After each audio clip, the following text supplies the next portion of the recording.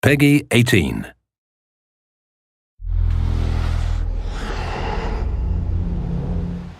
Hi, my name is Ashraf Ismail, Game Director of Assassin's Creed 4 Black Flag, and I'm very proud to be showing off the Caribbean open world.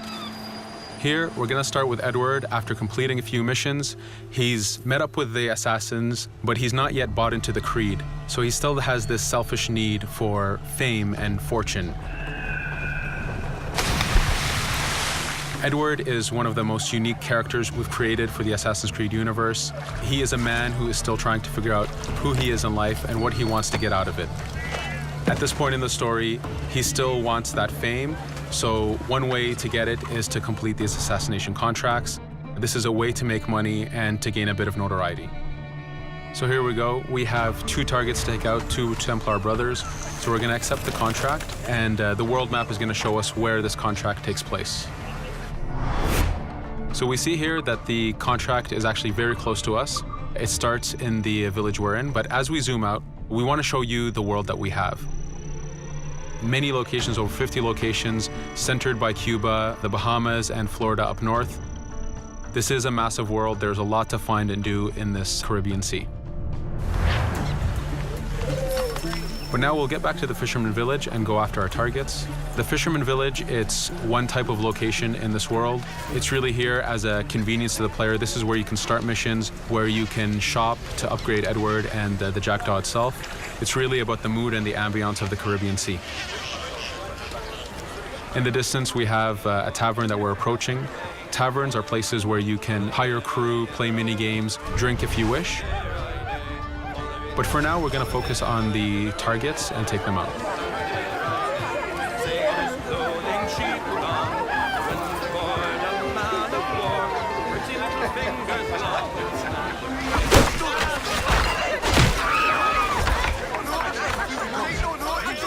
Now that we've taken out one brother, the other one's going to bolt.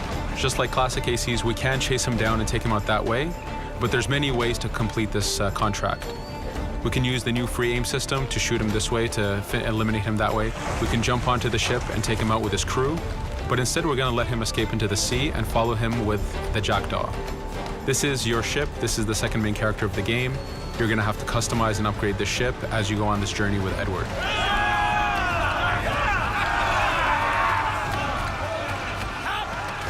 We've seamlessly gone from a ground chase right into a naval chase. We could destroy the ship and complete the contract that way, but instead, using the spyglass, we can see that he's carrying a lot of rum. Rum is important in the economy system. It's one way of making a lot of money if you sell it properly. So instead of destroying the ship, we're going to plunder that ship. Fire! Here you can see the upgrades that we've made into the naval combat. Using the front cannons, you can shoot chain shots to slow down the ship. Using the new round shot mechanic of trajectory aiming, you can aim for the hull and do a lot of damage this way. This specific enemy is what we call a frigate. Frigates are the type of ships that you need to destroy as fast as you can, because the longer the fight lasts, the more damage they're capable of doing. We have other enemy types like the Charger or the Man of War. The Man of War is a massive ship capable of carrying over 100 cannons. These are ships that you really need to upgrade to be able to face. But now that this frigate has been demasted, we can start the boarding. Boarding, it's very important. You are a pirate. This is how you gain cargo. This is how you take on ships. So here we can start the boarding from any orientation or angle we wish. The distance even matters. If you get too close, the 2 crews will just jump right into each other. If you start a bit further, you can jump in the water and go in for a sneak stealth attack. We have 2 objectives to accomplish for this boarding. We can take out the captain, and we need to take out some of his crew. So using the swivel gun, we will efficiently take out a lot of the crew. And now we'll go for the captain using Edward's navigation abilities. Here, again, using the new free aim system, we have a dangerous enemy on the other side taking out our crew. We can easily take him out with a headshot. So what we see here is that 2 ships have come together to create this 3D environment where, using your assassin abilities to navigate, to be stealthy, you can take the advantage and get the kill by surprise. Now that we've taken out the captain, we still need to take out a few of the crew members to complete this boarding. Now that we've plundered the ship, we're going to gain that rum that we saw earlier, but we're also going to gain ammo and crew members and some gold.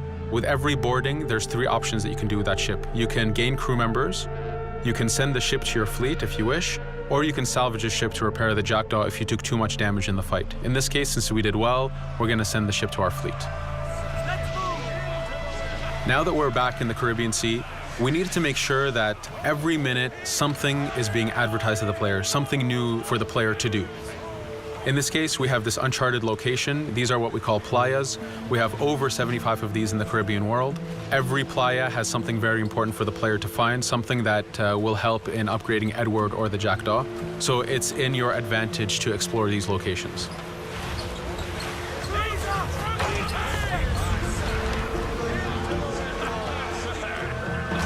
Again, for us, seamlessness is very important. We needed to be able to explore this Caribbean world without having too much interruption in the action. So being able to just let go of the wheel anywhere we want, jump into the water, and swim over to that location. This is very important for the mood and the immersiveness of this Caribbean open world. Here, as we get on the playa, in the distance we can see that there's a faction battle, but closer to us we can see that there's this poor drunken sailor who's passed away. But being a pirate, of course, we're going to loot his body and see what he has for us.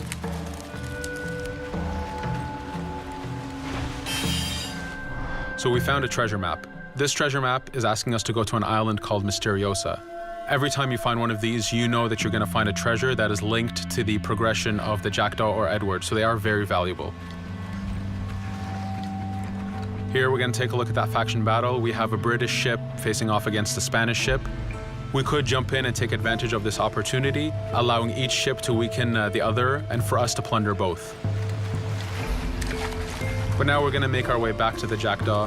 Again, this is the second main character of the game. There's a lot of customization and a lot of upgrading to do on the Jackdaw. You can upgrade all the weapons to fit the playstyle you wish. Now, as we get onto the Jackdaw, we can see that the crew is cheering for us. Edward has a really close relationship with his first mate, Adewale, standing right there, and with his crew. And this is something that you'll see later in the demo, that we can lose and gain crew members. Again, using the spyglass, we can really see the contents of a ship, but you can also assess the danger and threat level of these ships. But for now, we're going to continue to Misteriosa to find that treasure. Here we've crossed into a harpooning zone. The harpooning system is connected to the hunting system, which is used for upgrading Edward himself. So you can upgrade the number of weapons he carries, the ammo that you can carry, and even his health. But for now, we've moved past that zone and we've got into a storm. Storms are very dangerous. If you're not careful, if you don't know how to navigate a storm, you will take damage to your ship and you will lose crew members. In the distance, we can see a water spout. This is a tornado in the ocean. These are very dangerous. They can suck you in, and when they do, they tear the ship apart and take out your crew. Here we can see its effect on a ship. This poor ship got sucked in and got destroyed. Storms are very dangerous, but we wanted the player to take advantage of this. When you've mastered a storm, when you know how these systems work, you can pull enemies into a storm and let the storm do damage for you. So there is a strategic element to using a storm in the world.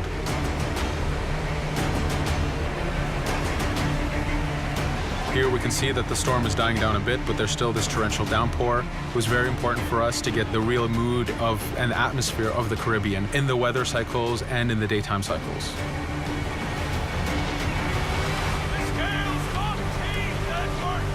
But here, since we've survived the storm, did pretty well, let's order our crew to sing.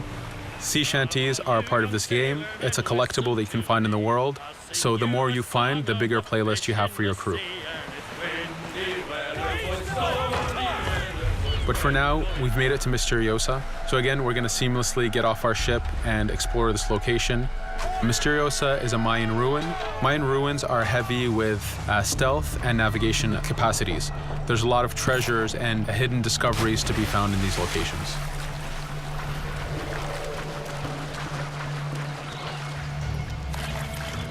If we recall the treasure map, the treasure is hidden behind a temple. So just by quickly looking around, we can see that temple looks about right. So that's our objective. We'll head there.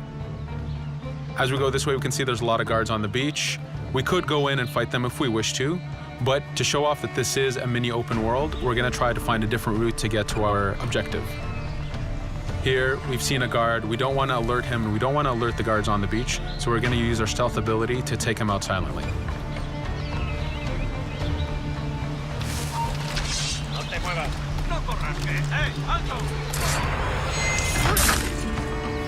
With AC3, we were able to push the navigation in the frontier, which means using natural environments like trees and rocks and so on. Mayan ruins are the perfect place where we mix man-made structures and these natural environments.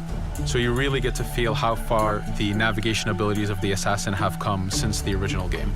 In the distance there, we can see another part of the island being blocked off by a patrol of guards. We're going to avoid it for now and go for that treasure.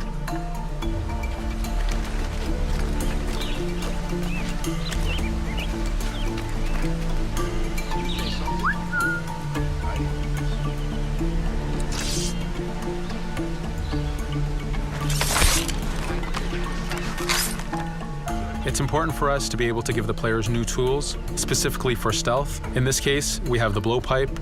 Using the berserk darts, you make your enemies go crazy. Effectively, this means that they'll attack anything and everything in sight, including their own friends, animals, or Edward if he was in the way. So you do have to be careful with how you use it. But now that we've caused a distraction, if we happen to fall down there, at least there's already a bit of damage done for us. But using our navigation skills, we're able to get past that area without any trouble.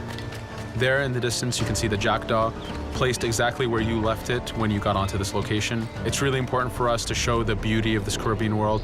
The Caribbean has some amazing vistas, and we pushed ourselves to replicate this in the game.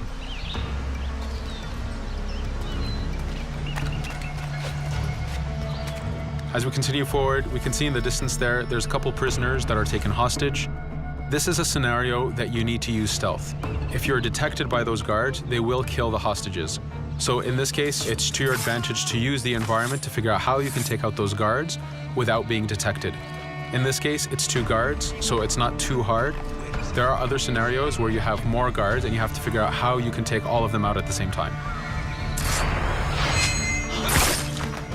Now that we've freed these prisoners, they are more than happy to join our crew. This is just one way of gaining crew members. As mentioned earlier, there's the taverns. There's actually many different setups of gaining crew.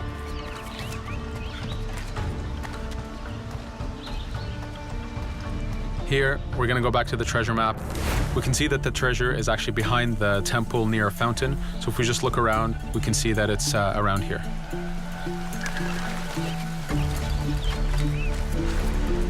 Now that we've found the treasure, what we've actually found is a blueprint.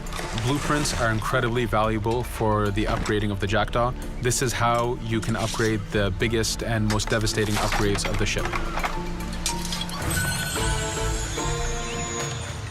So here we're approaching a reach high point. Just like classic ACs, synchronizing with the reach high point reveals the contents of a location and the map itself. But as an added feature, because this game world is so huge, there are many different locations, this also becomes a fast travel point. So now you can, by synchronizing, now you can come back here anytime you wish to collect those treasures that we passed up a bit earlier. Here we've reached the end of the demo. This was a tease of the open world that we have. We're very excited to be able to show off this game and to let you play it very soon. Thank you for joining us.